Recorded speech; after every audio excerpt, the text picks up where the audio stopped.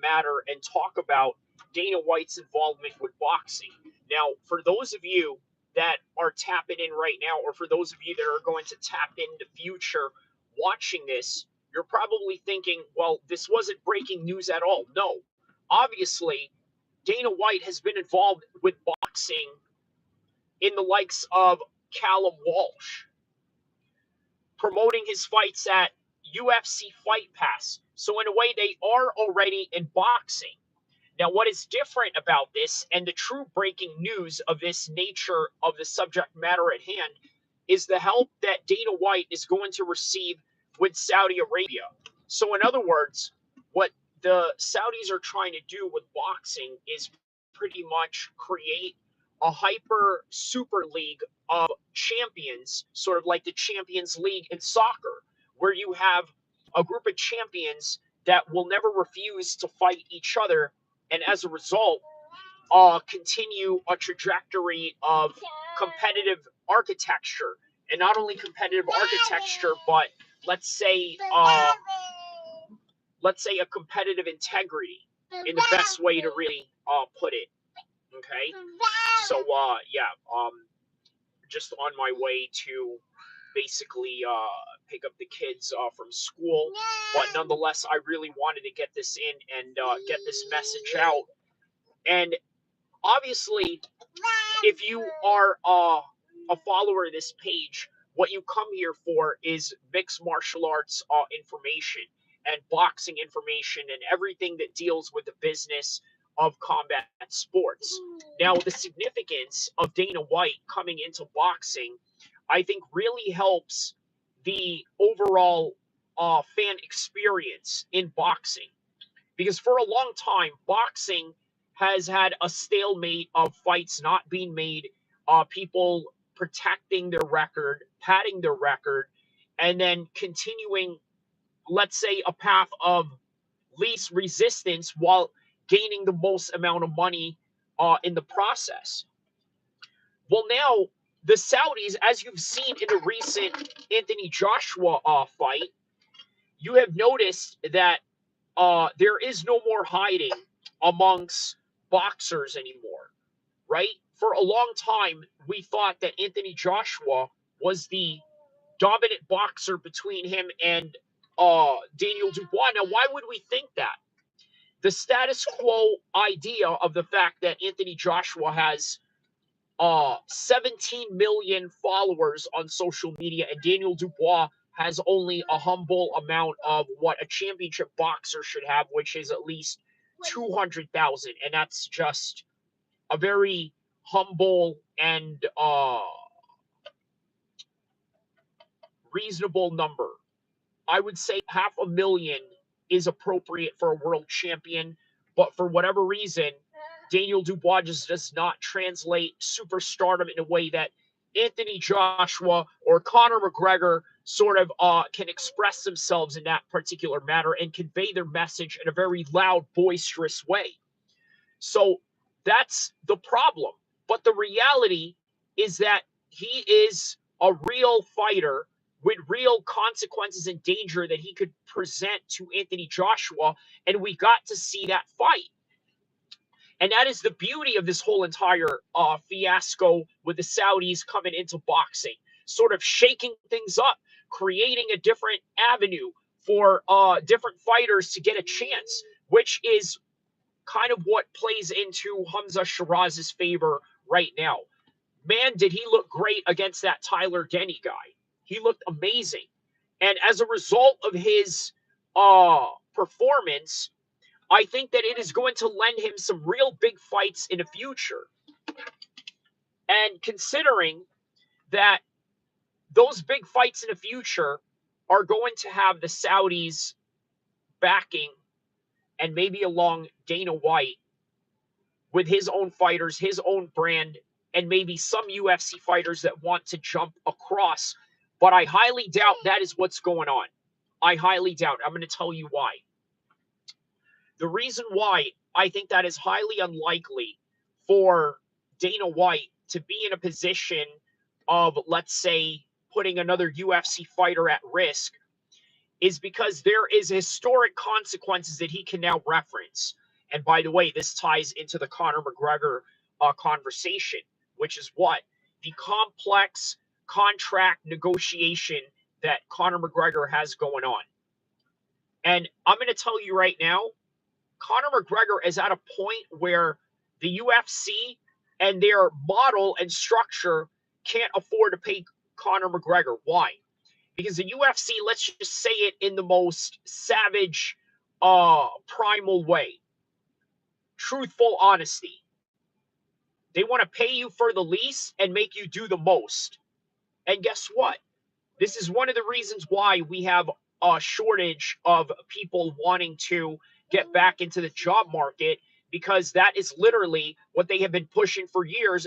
And quite frankly, there have been a lot of people now that are disgruntled by that idea, because they want you to work for the most while paying you the least. And that is the UFC's model, and you cannot afford Conor McGregor in that particular matter. And this is the reason for their complex contract negotiation. And that is the most layman term way that I can really put it. And then you add on to the fact that he has BKFC in his particular situation. Why is that a problem? I'm going to tell you why that is a problem, having the little BKFC situation going on. Because he now has a company that is literally his own combat sports company. And as a result of that, he can also compete in. But right now, he cannot. And with limited effort, only to the executive side, he can have unlimited amounts of pull and push in whatever he wants to do. Right now, he is a fighter that has to be fought in the UFC, ride out his contract while the UFC is trying to figure out how they're going to manage him not going to another company in the world of MMA or other boxing organizations. And this is the reason why boxing comes into play for Dana White. But this is also the reason why you have a situation with the Saudis coming in to try and assist Conor McGregor, as Conor McGregor had pleaded and begged from none other than Turkey El-Sheikh. But yes, Dana White coming into boxing, I truly believe, has a lot of components that ties into the business with the Saudis. And 1 year later, they really shook up the world of professional boxing. They really did. And that's one thing that you can credit all of this with Turkey El-Sheikh.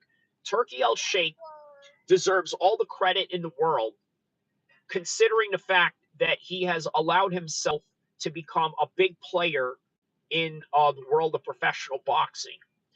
And not just a player, but also a facilitator of the spectacles around the world. Because one of the biggest concerns that many people had with the Saudis coming into boxing and combat sports was that they only wanted to feature the fights in Saudi. But you know what? They decided they were going to go into Los Angeles. They were going to go into London. They were going to go into the UFC's Noche in Las Vegas. And they went big with that show and the visual effects that they spent $20 million on, in which they had to bail out Dana White. But either way, they are becoming a world international player. But that is with the get back of allowing them to, let's say, advertise their commercial value in the world of tourism. You look at all of their tourism videos that you've seen in the fight card leading up to the entire top to bottom prelims, undercard, all the way to the main card and all the way to Hamza Shiraz's card. There was nothing but Saudi uh, commercials going on for tourism. Guess what? The Emiratis were a big player in this particular field for a long time. It is now the Saudis' turn to try and put themselves in that particular hold. And guess what? For a long time they have. Because you got to remember, Saudi Arabia has Mecca. And the fact that Saudi Arabia has Mecca, it allows them to generate a lot of money from Muslims around the world coming there, performing the pilgrimage or just committing, let's say, to the Umrah, which is just a regular check-in in Mecca, nothing like the Hajj where there is a time planned in Islamic calendar date for you to appear. But nonetheless, they have that already in their back pocket. And obviously, the mention of oil possibly running out, and I don't know if that's true or not, but that can also be an explanation as to their motivation of creating different means of building and generating an economic growth for their country. And a lot of that is, quite frankly, predicated on tourism. And it's great.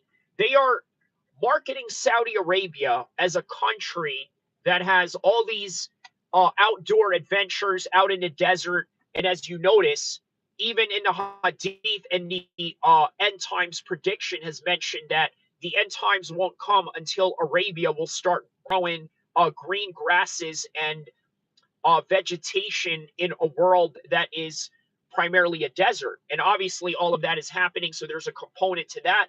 But there is a tourism plus for Saudi Arabia to capitalize on that, to sort of put it in the modern terms while understanding the Islamic eschatology and the prophecies of the Hadith and understanding the Quran as a whole.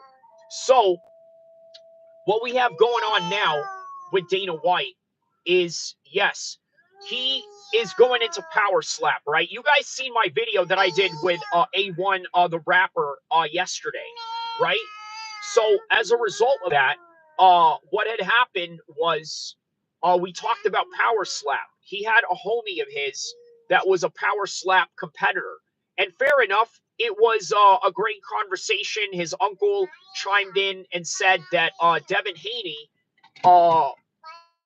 his father was a homie of his. And I thought that was interesting, right? So it was great banter, great, uh, raw footage, raw video, just right out in Old Sac witnessing a lowrider event, which was also a part of A1's music video shoot.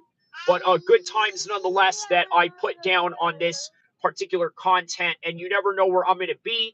I could be in my office. I've been there, shot there. I've gone in the outdoors, shot there, gone all throughout in different cities in Los Angeles and all across Sacramento. So it is a real life raw footage West Coast channel, and that is what I offer to you guys. So like and subscribe as we continue to talk about Dana White and the contribution that he's going to have in the world of professional boxing. So here it goes. The contribution that Dana White has for the world of professional boxing goes as follows. It is like this, right? You got to understand that in the world of professional mixed martial arts, in particular the UFC, what you have going on with Dana White is a situation where he creates a competitive architecture where nobody can run from anybody.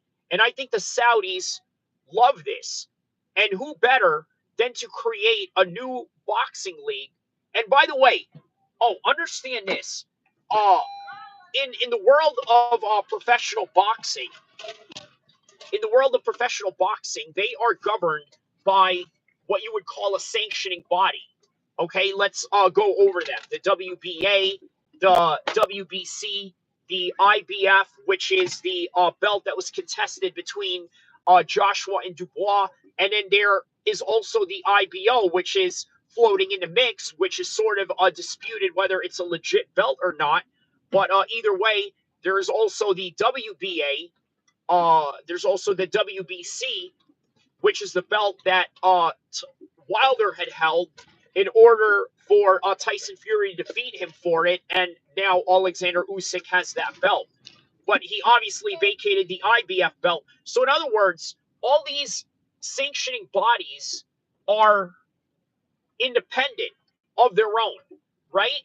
So due to that independence, it's very hard to shake them. This is why they create quote unquote mandatory challengers out of nowhere. There is no mandatory challenger in the UFC. Do they have a ranking system? Yes. It is fairly new. I would probably say at best 10 years old, the ranking system that the UFC has. But either way, that is all that they go off of in terms of who gets the proper title shot. Now, as a result of that, the WBA, WBC, all these alphabet companies that I had mentioned, or alphabet sanctioning bodies that I had mentioned, all operate on their own independence. That is until the Saudis can easily come in and influence that and tell them, hey, you know what? This is what I would like to do.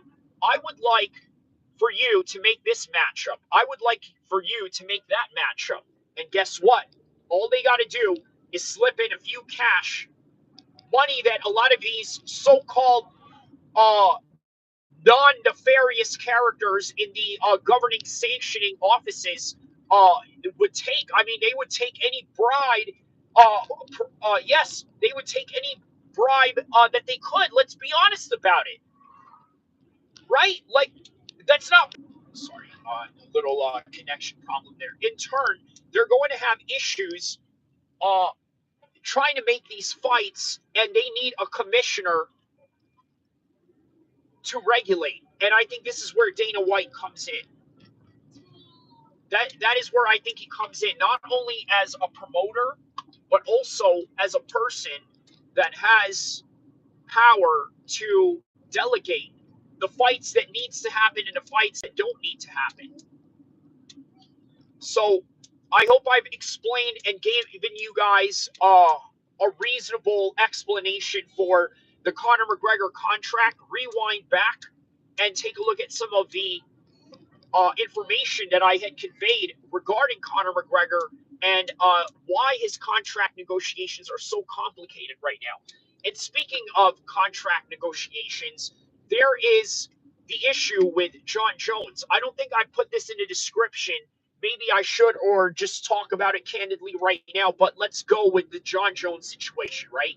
One more fight, and that's going to be against Stipe. Is he going to fight Tom Aspinall?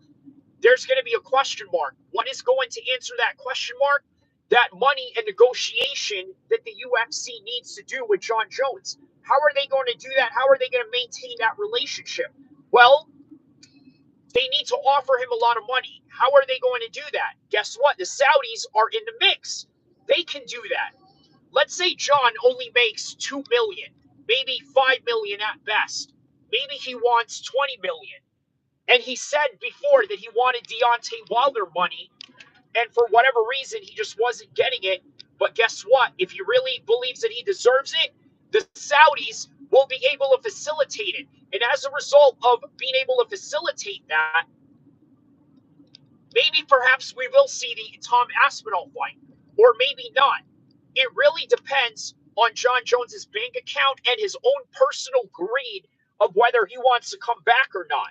But it also is predicated on the performance and the possible hardships that he may face against this Stipe fight. Let's just be honest about this. Let's do a technical breakdown for a second about John Jones, okay? Just to sort of put this in proper perspective. John Jones is a slow fighter and a slow starter from the very beginning. Would you say that? Yes or no? The answer is yes, obviously. A very slow starter. Why was he not a slow starter in the Cyril Gane fight? Well, that's an easy answer. I can tell you why. He wasn't a slow starter in the Cyril Gane fight because he knew he could out wrestle him.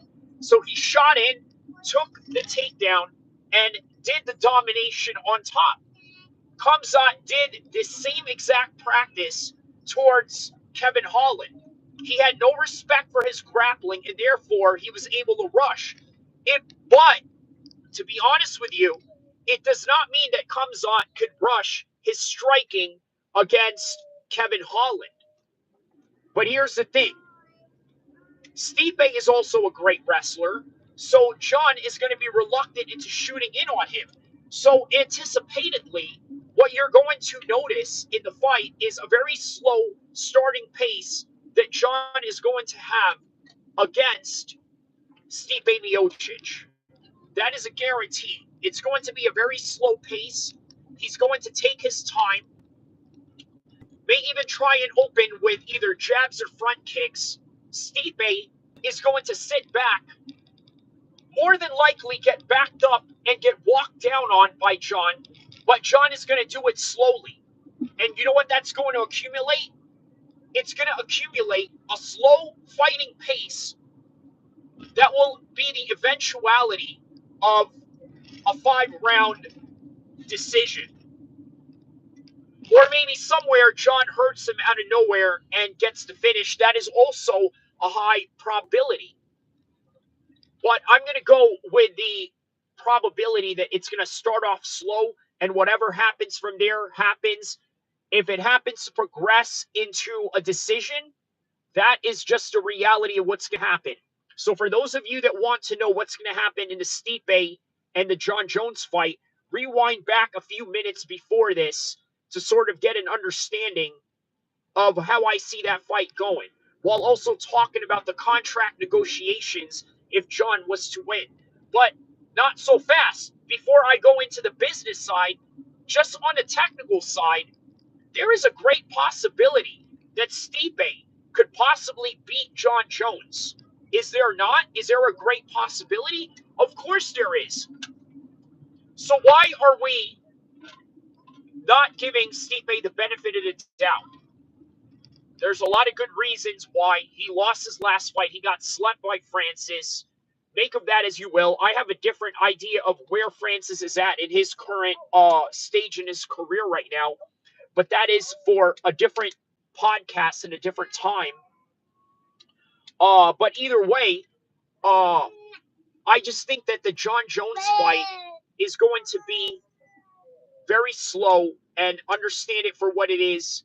I think there is a higher probability that obviously John Jones is going to win. And when and if he does, what happens then with the Tom Aspinall story saga that they have going on, that they've sort of built up now? And by the way, check out the scenery in Sacramento right now as you guys listen to. There it is, the Golden One Center right here. We're on that same street, that same block. I'm giving you guys bonus content right now. Don't forget to like and subscribe, okay? We're going to still talk about the contract negotiations with Tom Aspinall and John Jones. But first, take a look at this city scenery of Sacramento in front of you.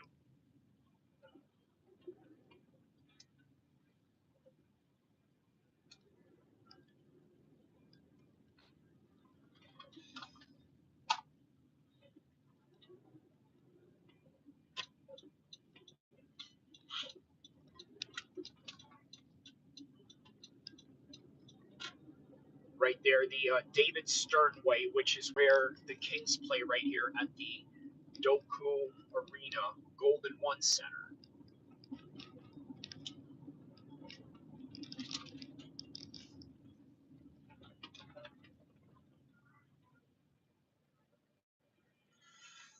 All right, so back to the business at hand. Why it's going to be a very tough contract negotiation for John Jones. I don't know how much John Jones has in his bank, but if I count over the years of all the pay-per-views he's done, I think he's done pretty well for himself. I also don't think that John Jones is a hyper-materialistic person like Floyd Mayweather. Okay, I don't think that he's that guy at all. Let's one more shot of the Golden One Center of where the Kings play right here.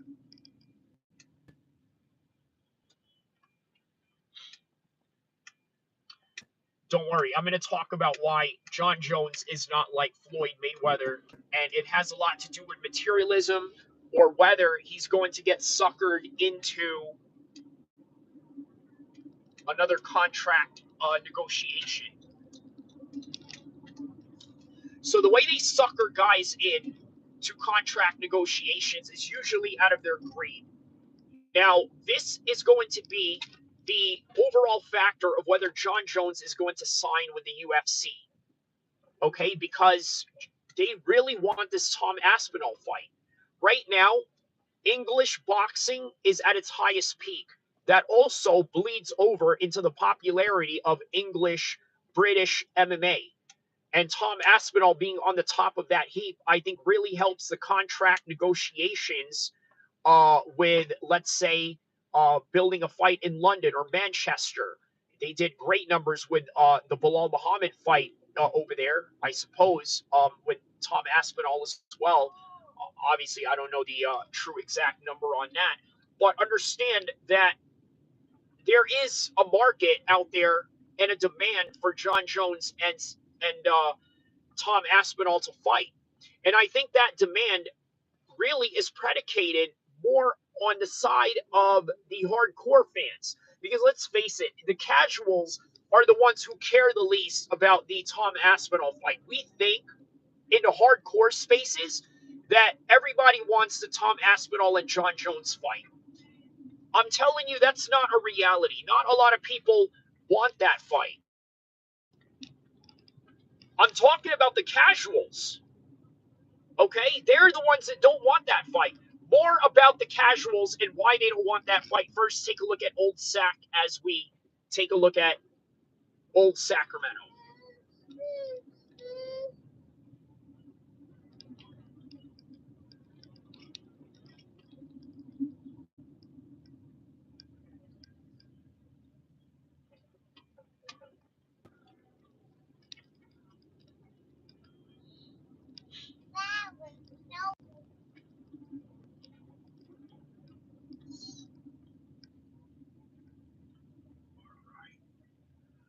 It's great, isn't it? So, take a look around, right? Great scenery out here, right? Do people really care about the Tom Aspinall and the John Jones fight? And the answer is no. When I drive around here and I look at all these people, by the way, what some people would consider normies or NPCs, especially if you have some serious narcissistic disorder, that's how you would perceive people. But I could see that to a certain point and a certain extent. But either way, uh, you would think to yourself, a lot of these people don't care about who John Jones is, let alone Tom Aspinall. That's just the reality of it. Now, do they care about Conor McGregor? To a certain extent, more likely than the average fighter that you see in the UFC, and that includes John Jones, Tom Aspinall, or even Kamaru Usman, and even, check this out.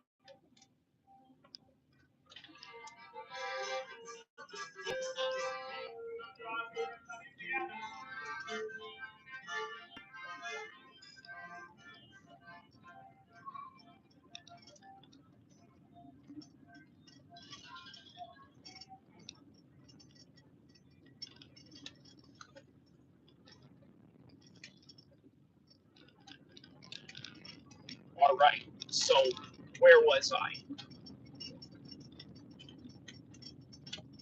A lot of people don't care about the John Jones and Tom Aspinall fight, only the hardcores. How I know that is because you look at the average person, what do they really care about, right? Do they care about Conor McGregor? Yes. You know why? Because he's loud, he's boisterous, and he's the face of the UFC. So it's easy to pick him out of the hat. In the world of soccer, there's so many soccer players around the world. There's so many football clubs that span from either Russia, Ukraine, Europe, all of the above, all these different places around the planet. Okay, there is a different club for every city, and for every city, there is probably like 5 to 6 clubs that exist in that time frame. So there's a lot of players to keep up with, but guess what? You know Ronaldo, you know Messi. That's it. Those are the casuals of soccer. If you know the Fodens of the world, if you know the I don't know, whatever soccer niche names, Gundogan or Aguero or whoever, right? All these niche names, right? But for the most part, most people only know Ronaldo and Messi, just like in the fight world. All they know is Conor McGregor and Floyd Mayweather, and maybe that's it. And maybe Muhammad Ali, and he's not even active. And maybe Mike Tyson, if you're lucky. Okay, that's it. That is why I say that the majority of the world does not care about Tom Aspinall. And I think that John Jones is underestimating or I'm sorry, overestimating his worth in these contract negotiations. So there is a high likelihood that he's never going to come back after the Stipe fight, especially if he looks really bad. Even if he wins and he looks really bad against Stipe, I promise you that John Jones is not going to come back because he knows his limit from there. He knows his ceiling. And this is another conversation that I want to talk about right now. It is really important to understand your ceiling. That goes not just for fighting and not just for the advice we're trying to give to John Jones, but for the rest of you and whatever it is that you do in life.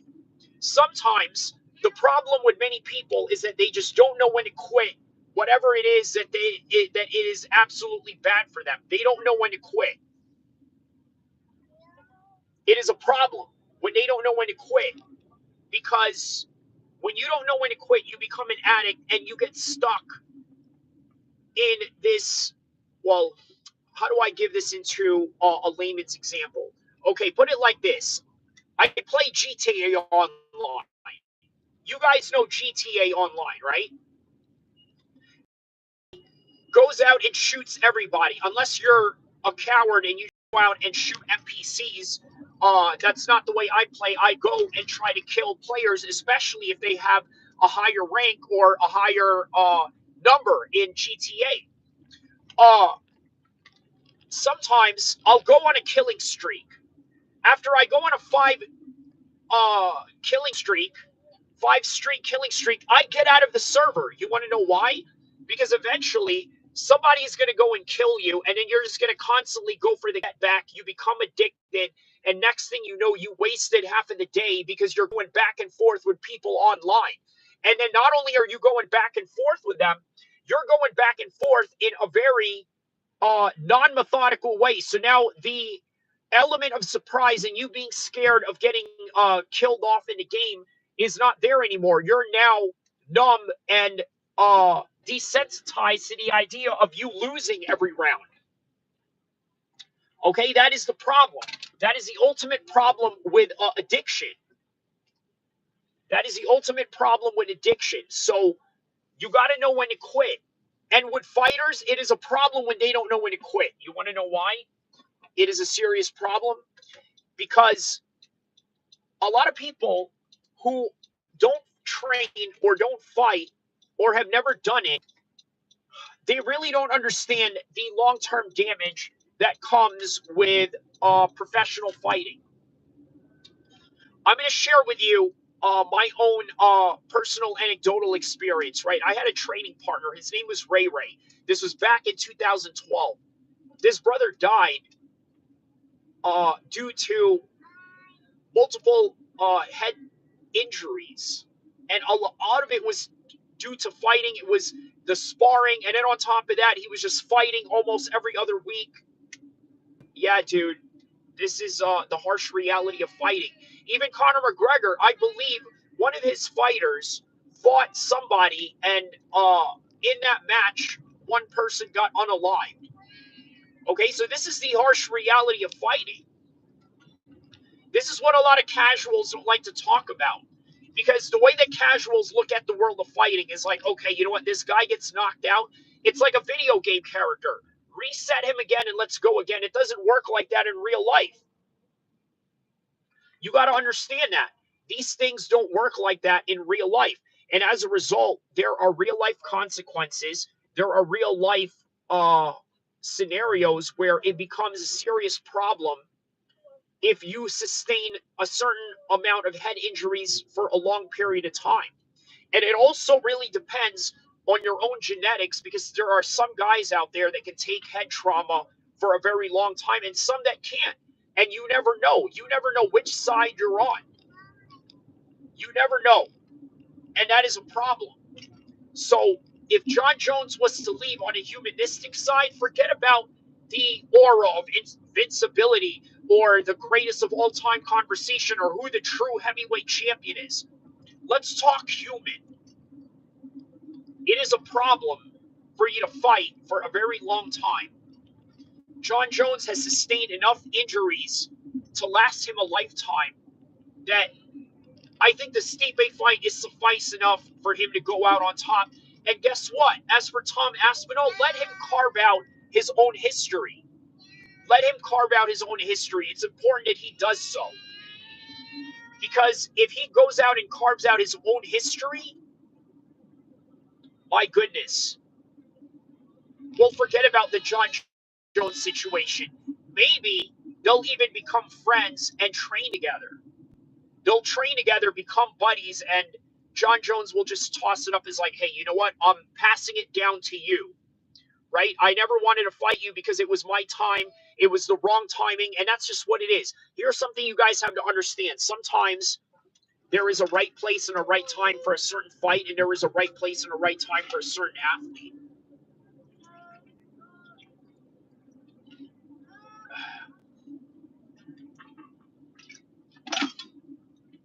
Check out this backdrop right here of scenery and nature in front of you guys right here.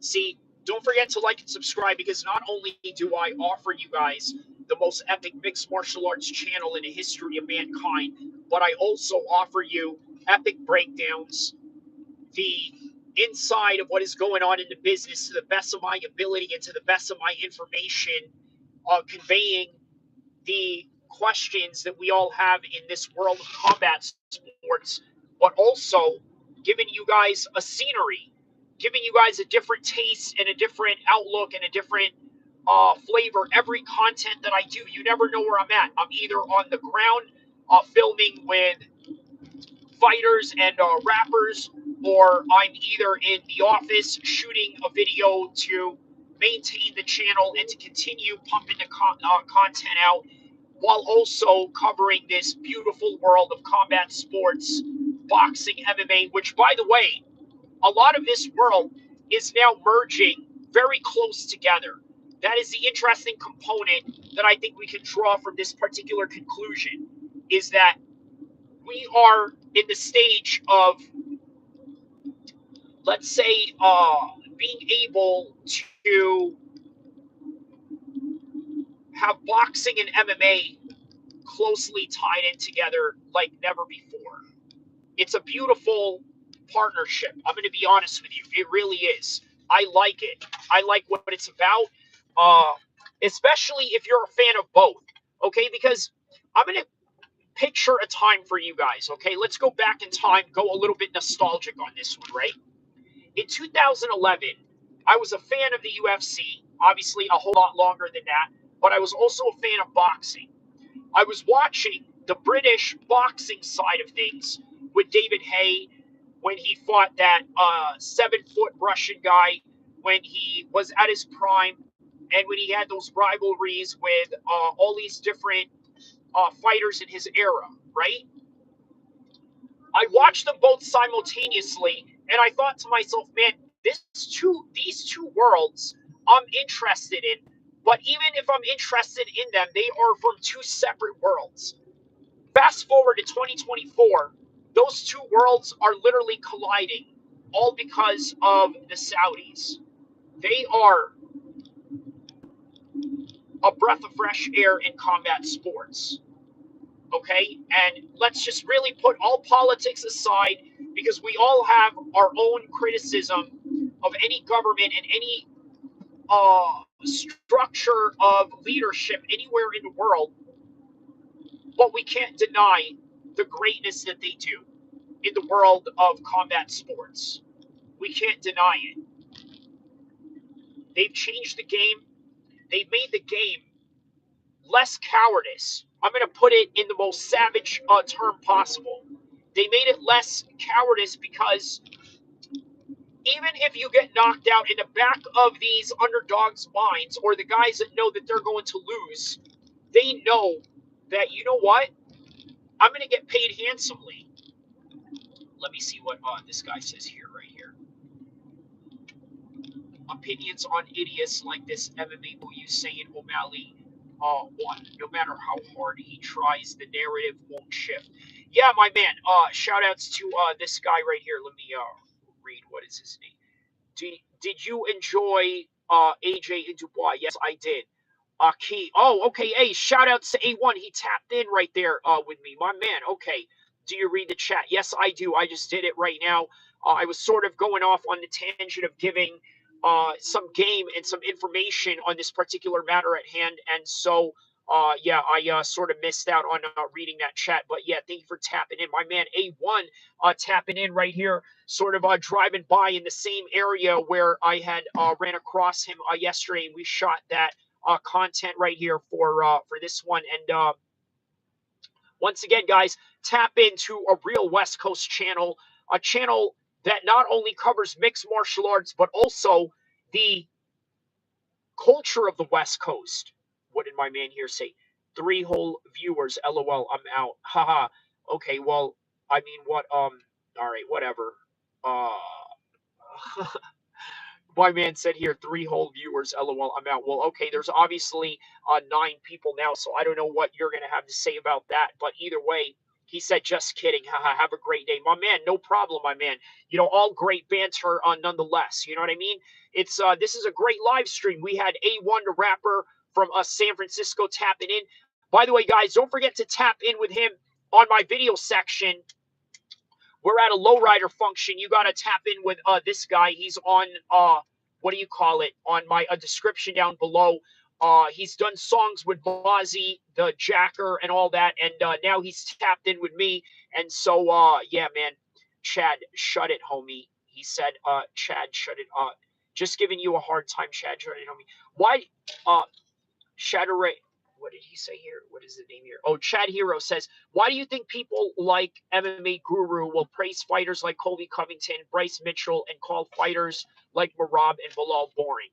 I'm going to tell you why. Because, yes, there are similarities in their style, right? Obviously, Colby Covington is no different than Marab and Bilal Muhammad. The only difference is that these guys sort of attach themselves to a certain movement that is popular. And here's the thing. Look, I don't got anything against anybody that likes Trump or likes Kamala Harris, but I'm going to tell you this: if you hang your hat on a particular candidate and your whole entire identity behind Trump or Kamala Harris, it is only because you lack individualism. That's just the reality of it, my man. You know what I mean? It is only because you lack individualism that you decide to basically uh, hang your hat and your whole personality by one person. Okay, but the fact that these guys are popular, it really is a testament to their attachment to the ideology of MAGA. And by the way, I ain't got nothing against my MAGA, homies out there. You know what I mean? Shout out to y'all. Much love to anybody that goes out and believes in what they believe in and ride for their cause. You know what I mean?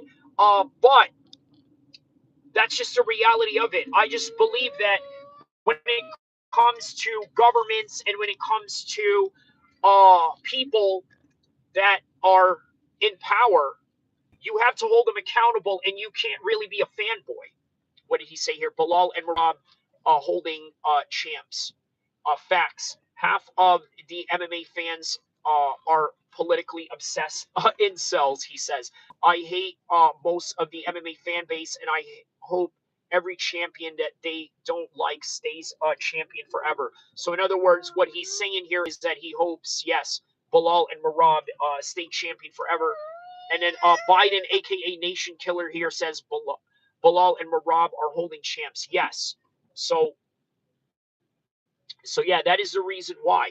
Those are great questions right there. Hold on just a second. I'm gonna do a little gas right here. Hold on just a second.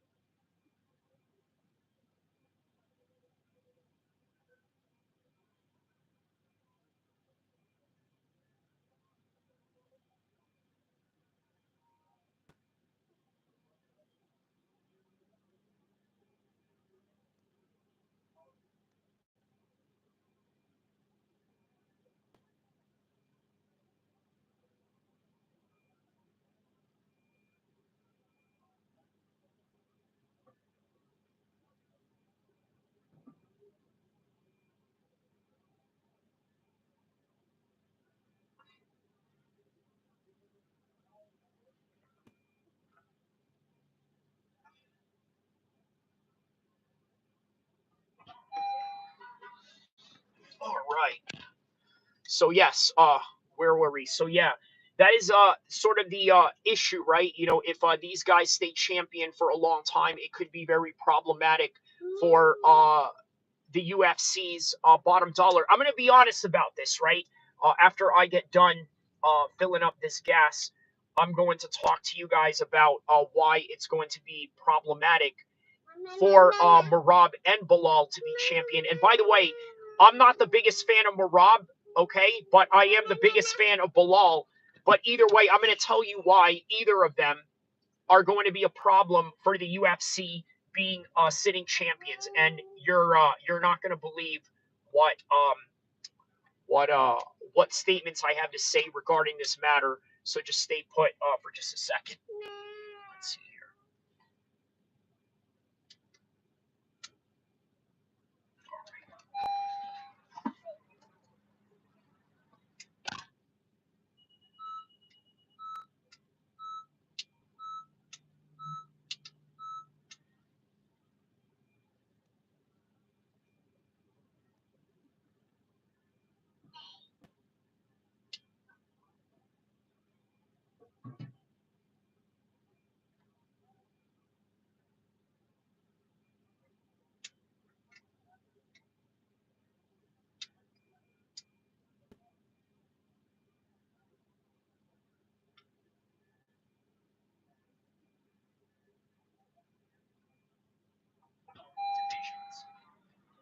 You know what, my man? Listen, that is a very good point right there, right?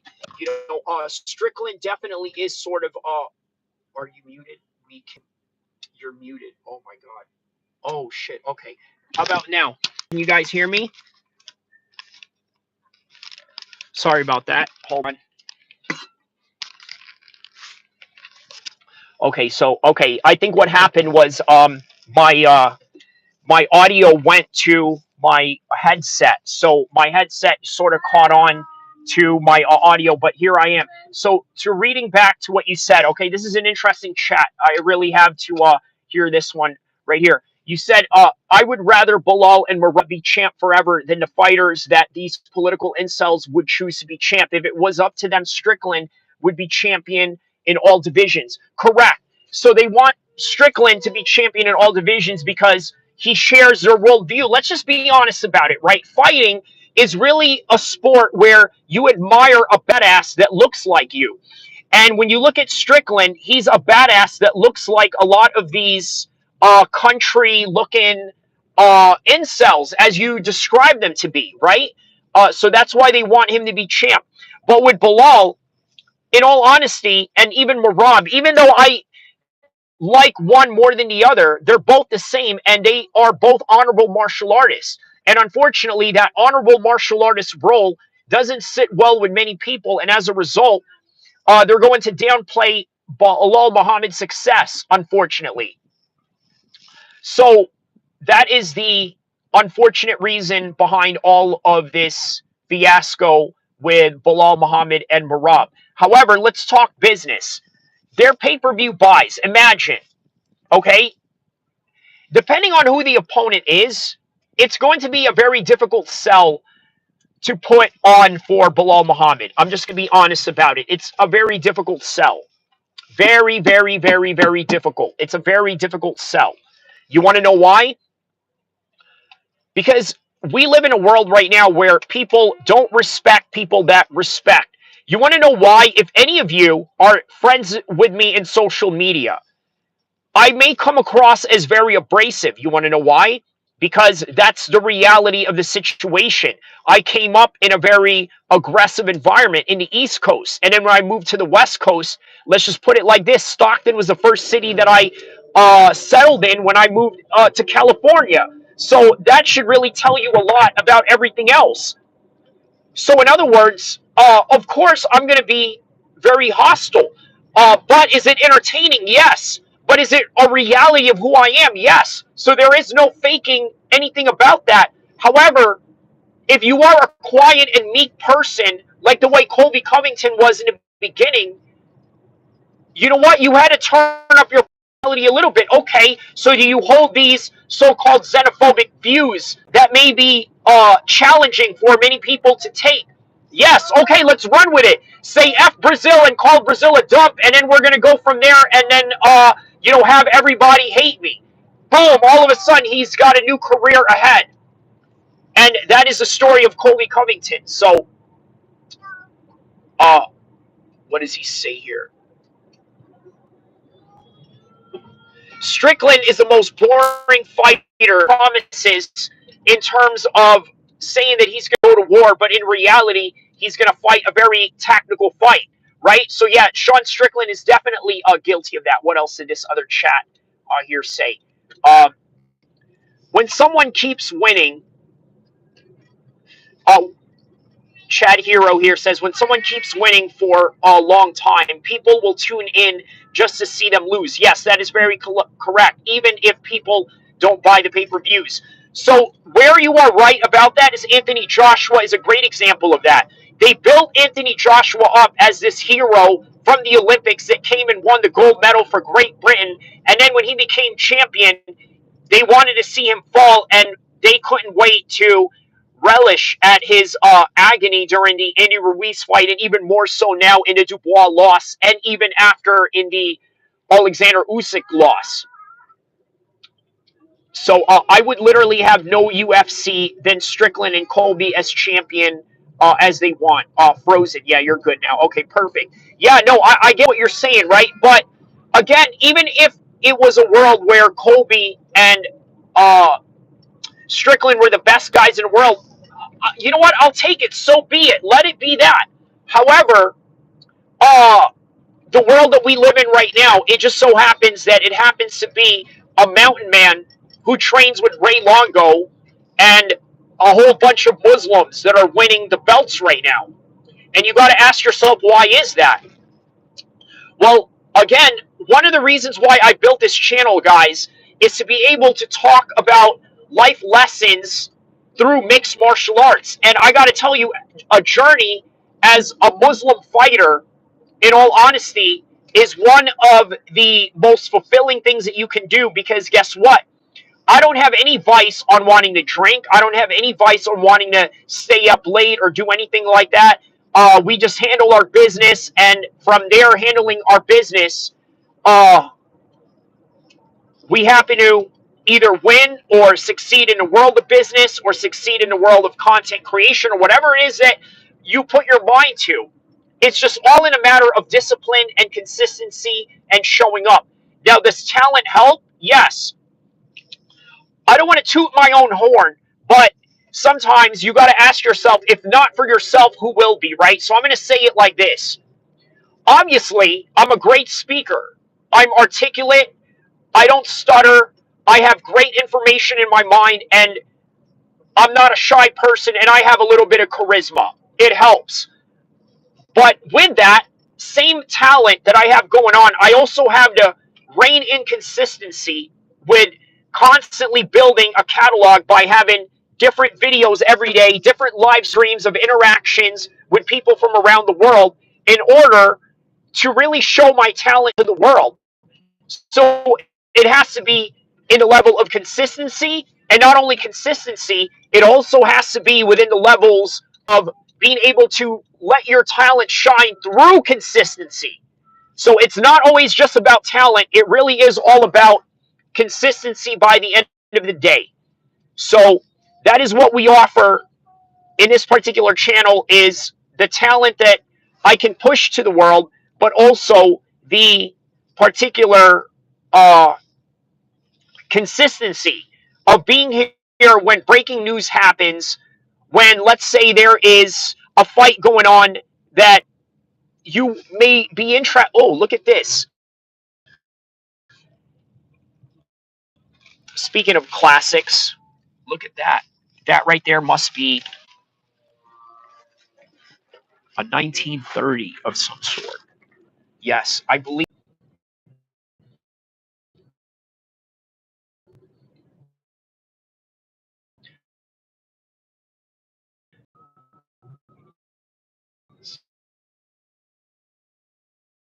All right, so a little better now, huh? So we're going to recap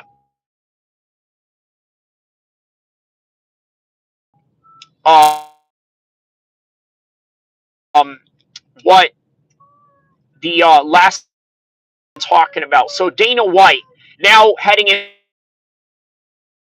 there on top together fighters. Here, the entirety of that matter, rewind from the very beginning of this live